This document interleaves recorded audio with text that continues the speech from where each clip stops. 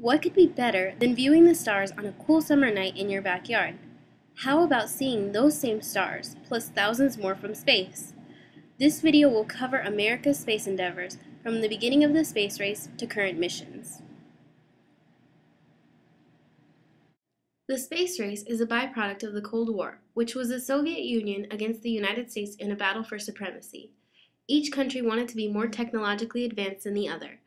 The space race began officially on October 4, 1957, when the Soviet Union sent the first artificial satellite, Sputnik 1, into space. The satellite weighed about 184 pounds and took 98 minutes to orbit the Earth. Sputnik 1 started not only the space race, but also the space age. Take a look at these pictures of Sputnik 1. Here we see a technician putting the final touches on Sputnik 1. And this is the final product, Earth's first artificial satellite. On April 12, 1961, a historic event occurred. Yuri Gagarin, a Russian cosmonaut, became the first man in space and also the first man to orbit the Earth. His historic flight in the Vostok 1 spacecraft took 108 minutes. At the beginning of the space race, it was clear that the Soviets had the advantage, but the Americans were determined to catch up. On May 5, 1961, the Americans came one step closer to catching up to the Russians when Alan Shepard became the first American man in space. He made it into space on the Mercury Redstone spacecraft named Freedom 7 for a flight that lasted 15 minutes and 28 seconds. Although Shepard was the first American in space, he was not the first American in orbit. That privilege went to John Glenn, who, on February 20, 1962, made 3 revolutions around the Earth in the Friendship 7. Although there was some opposition to the space program, the vast majority of the nation stood behind the astronauts. Even President John F. Kennedy supported the space program. We choose to go to the moon in this decade and do the other things, not because they are easy, but because they are hard. Because that goal will serve to organize and measure the best of our energies and skills. Because that challenge is one that we're willing to accept, one we are unwilling to postpone, and one we intend to win, and the others too. A spacewalk is when an astronaut leaves his or her space vehicle. The first person to perform a spacewalk was a Russian cosmonaut named Alexei Leonov. This event happened on March 18, 1965, and the spacewalk lasted 10 minutes. A few months later, on June 3, 1965, Ed White became the first American to perform a spacewalk. His spacewalk lasted 23 minutes. Following the event, White said that having to end the spacewalk was, quote, the saddest moment of his life.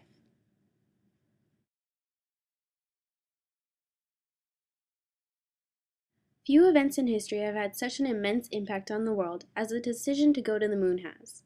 After both the Soviet Union and the United States achieved sending men into space, it seemed only logical to set their sights on the next phase, sending men to the moon.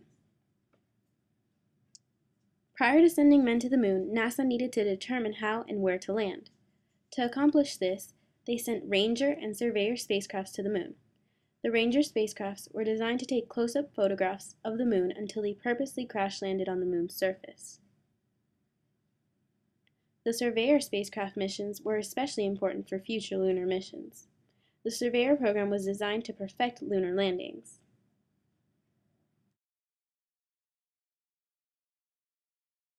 On December 21, 1968, the Apollo 8 mission launched. This mission was a test for the actual moon landing.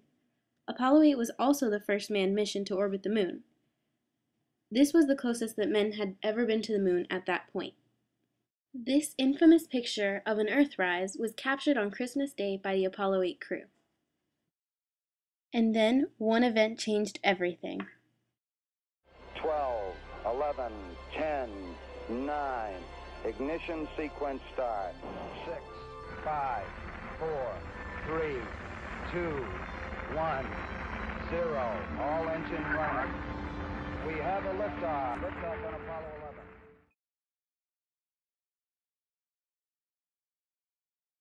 July 16, 1969, less than a year after the Apollo 8 mission, Neil Armstrong, Buzz Aldrin, and Michael Collins were launched into space on the Apollo 11.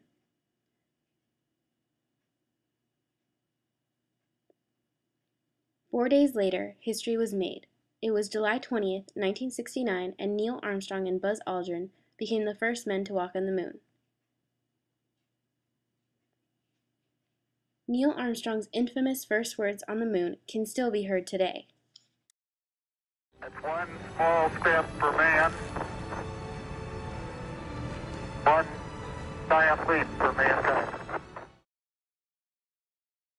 The Apollo 11 mission was only the first of the many missions to the moon.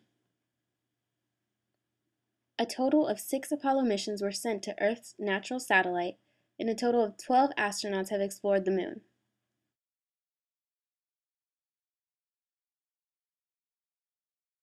In order to save money, NASA developed a new, partially reusable spacecraft known as a space shuttle. The first space shuttle, Columbia, made its maiden voyage on April 12, 1981.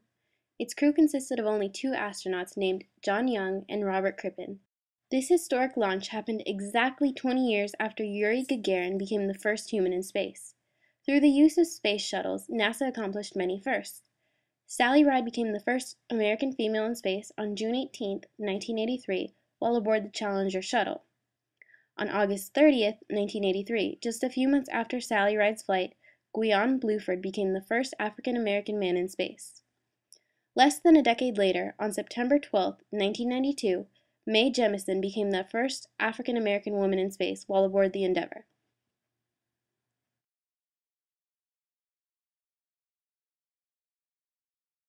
Many artificial satellites have been sent into orbit around the Earth for various reasons. For example, space stations were designed to serve as an in-space home and lab for astronauts. The United States' first space station was named Skylab. Skylab was launched in 1973, and it was inhabited for 171 days and 13 hours by 3 different crews. In 1998, 25 years after Skylab, the International Space Station was born. A total of 16 nations have contributed to it, and the main contributors are the United States, Russia, Europe, Japan, and Canada. Telescopes on Earth are limited to what they can see because of the Earth's atmosphere.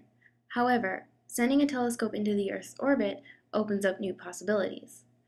The Hubble telescope was named after the astronomer Edwin Hubble and was launched into orbit in 1990. Take a look at these pictures that the Hubble telescope has captured of our universe.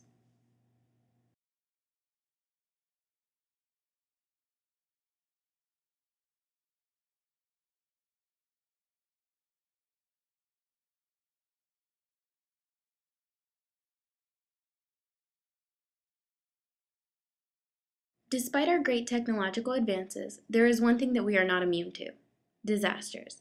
The first major tragedy to the space exploration program happened on January 27, 1967. Gus Grissom, Ed White, and Roger Chaffee were performing a practice session for the Apollo 1 mission that was scheduled to launch on February 21, 1967. What everyone expected to be a routine checkup turned into a fire that killed the crew of 3. Experts were unable to determine the single source that caused the fire. However, the oxygen-filled pressurized cabin that the crew was in was a factor. Another incident occurred on January 28, 1986, when the Challenger shuttle was taking off. Its crew consisted of 7 astronauts, including a teacher named Kristen McAuliffe. A leak in one of the solid rocket boosters ignited the fuel tank, and 73 seconds after liftoff, the shuttle exploded, killing its crew. Millions of Americans watched through their television sets as the disaster unfolded. Watch this clip from CNN that documented the tragic event. Velocity 2,257 feet per second. Altitude 4.3 nautical miles. Downrange distance 3 nautical miles. So the 25th Space Shuttle mission is now on the way after more delays than NASA cares to count. This morning, it looked as though they were not going to be able to get off. 1 minute 15 seconds. Velocity 2,900 feet per second. Altitude 9 nautical miles. Downrange distance 7 nautical miles.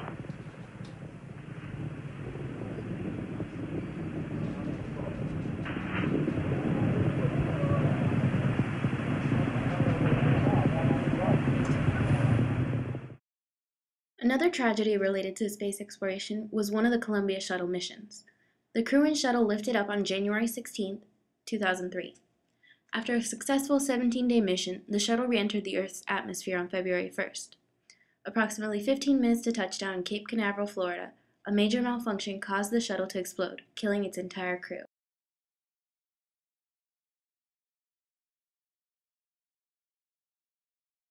NASA waited 2.5 years after the Columbia disaster before launching another shuttle. The Discovery shuttle was launched on July 26, 2005. During the 13-day mission, Columbia and its crew traveled an amazing 5.8 million miles and made 219 revolutions around the Earth. A slightly more recent shuttle mission is the Endeavour mission that took off on August 8, 2007. This mission became the 22nd flight to the International Space Station and helped to build part of the station. This crew returned safely on August 21, 2007. NASA's most current flight mission is on the Endeavour and was scheduled to launch on April 29th of this year.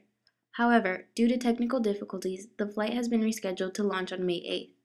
During the mission, the Endeavour will deliver the Alpha Magnetic Spectrometer, a particle physics experiment module, to the International Space Station.